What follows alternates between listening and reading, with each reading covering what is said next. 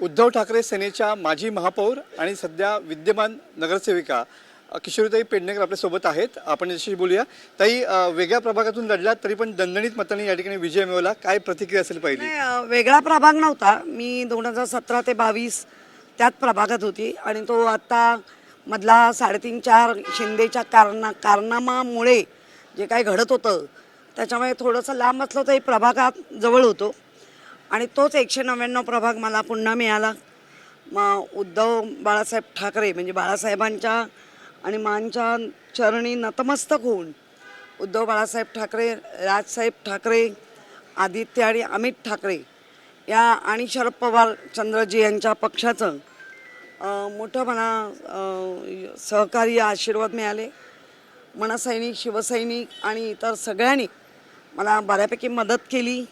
मी लोकांच्या निवडून आल्यानंतर त्या दिवसापासून माझ्याकडे कुठलाही जात धर्म हे नसतो, पक्षही जो येईल त्याचं काम करायचं हे आम्हाला बाळासाहेबांनी आणि उद्धवजींनी शिकवलं आहे. सचिन भाऊ अहिर असतील, सुनील शिंदे असतील, माझा गोपाळ खाडे असेल आणि अरविंद सावंत, हे सगळे आमचे लोकांमध्ये राहून काम करणारी लोक, त्यांच्या सहकार्याने त्यांच्या आशीर्वादाने मी हे संपूर्ण लढाईच होती. 5-5 कोटी पैसे टाकत होते आम्ही. निवडणुकीचा खर्च धरून आमचा स्वतःचे सैनिक वडापाव खाऊन करत होते. वडापाव खातात म्हणून पण डिवतलं गेलं माझ्या मतदारसंघात. तेच सैनिकांनी राग ठेवून चिडीने मतदान केलं.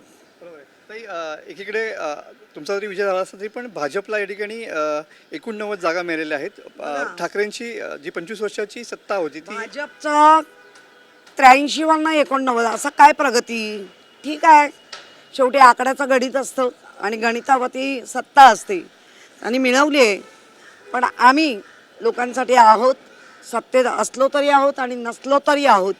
त्यामुळे मुंबईकरांना घाबरायची गरज नाही, आम्ही तुमच्या सोबत आहोत. ताई, उद्धव ठाकरे सेनेपेक्षा शिंदे सेनेला या ठिकाणी कमी या ठिकाणी बघा, जे राजकारण घडलं ते 22 ते आतापर्यंत याचा धडा घ्यावा. त्यांनी काय मिळवलं आणि तुम्ही लोकांना काय गमवून दिलं, तुम्ही काय मिळवलं? ताई, या ठिकाणी शिंदे असं म्हणाले होते की टांगे पलटी घोडे पश्चात. नवी मुंबईत जाऊ दे, आता मी नाही बोलत. जे चालले ना चंपी, ती बघा आता. ताई, या ठिकाणी तुम्ही बघताय की मनसे आणि तुमची युती झालेली होती. दोन ठाकरे बंधू आहे आणि या ठिकाणी त्याचा करिश्मा थोडा चालला नाही असं वाटतं की काय वाटतं? नाही, असं म्हणता येणार नाही करिश्मा चालला नाही. ज्या वॉर्डमधनं म्हणजे माझ्या वॉर्डमध्ये तर मनापासून मनसैनिकांचे आभार आहे. अतिशय पराकोटीचे प्रयत्न केले त्यांनी. त्यामुळे मी नाही म्हणणार करिश्मा चालला नाही. राजसाहेबांचा करिश्मा आहे, उद्धवजींचा तर आहेच आहे, ते सगळं चालणार. बरोबर. पण मुख्यमंत्र्यांनी पण सांगितलं की उन्माद करू नका आनंदाचा, अशा कानस्पीच केस असं म्हणतात, पण कृतीतनं दिसू दे. नक्कीच.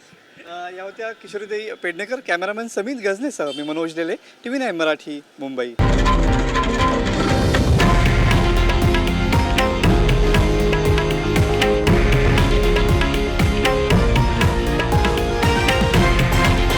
हे आहे देशातील नंबर 1 न्यूज नेटवर्क आणि आपण पाहत आहात TV9 मराठी, एकमेव.